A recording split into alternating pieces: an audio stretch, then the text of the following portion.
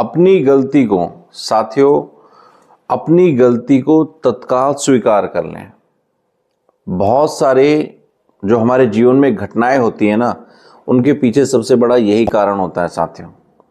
हमें पता होता है कि हम यहाँ पर गलत हैं, लेकिन उसके बावजूद भी लगातार हम अपनी गलतियों का बचाव करते रहते हैं और इसी कारण से लड़ाई झगड़ा और अत्यधिक बढ़ता जाता है, हमारा अहम बढ़ता जाता है साथियों। और हमारे जो जीवन है, हमारी जो जीवनचर्या है, दैनिक चर्या है, लगातार उसमें फिर क्या होता है, कठिनाइयां भी बढ़नी शुरू हो जाती हैं साथियों।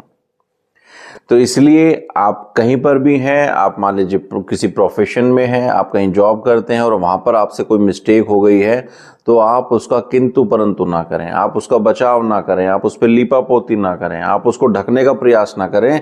आप तुरंत जो भी आपसे ऊपर के जो अधिकारीगण हैं या आपके जो भी सुपरवाइजर हैं या जो भी कोई है, आप अपने बॉस को अपनी गलती को तुरंत उनके समक्ष रख दें साथियों। उससे होगा क्या, उससे होगा सबसे बड़ा ये कि सबसे पहले तो आपका मन हल्का हो जाएगा, आपका जो ये आत्मग्लानि वाली चीज़ें हैं वो थोड़ा सा आपसे हट जाएंगी। आपका जो आपने सुरक्षा चक्र, झूठा सुरक्षा चक्र आप जो लगातार बनाते जा रहे थे अपने लिए, वह टूट जाएगा और आप बड़ा हल्का फील करेंगे साथियों। क्यों?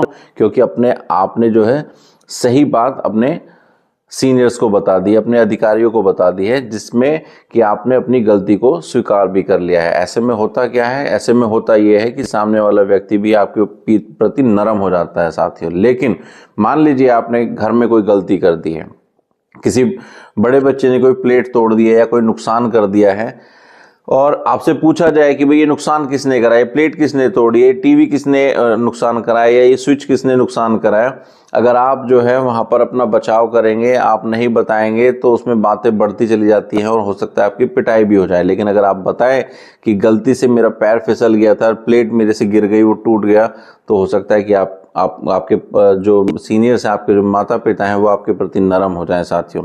कई बार जो रिलेशंस में जो झगड़ा होता है वह भी इसीलिए होता है कि आप सामने वाले व्यक्ति को पता होता है कि मेरी गलती है, लेकिन वह अपनी गलती को नहीं स्वीकार करता है और जो है मनगढ़ंत कहानियां, मनगढ़ंत जो है अपने बचाव के लिए जो है वो लगातार बोलता रहता है। इस पे सामने वाले व्यक्ति को भी गुस्सा आता है और वह भी उसके प्रति कार्रवाई करता ही करता है साथियों। आपने देखा होगा कि कोई भी रिलेशन हो, अगर मान लीजिए कहीं किसी से कोई गलती हुई है और उस गलती को जब वह पकड़ में आती है उसको स्वीकार ना करे और अपनी मनगढ़ंत कहानी बनाता चला जाए, तो वह बातचीत जो है एक विवाद का स्वरूप ले लेती है और झगड़े का स्वरूप ले लेती है साथियों।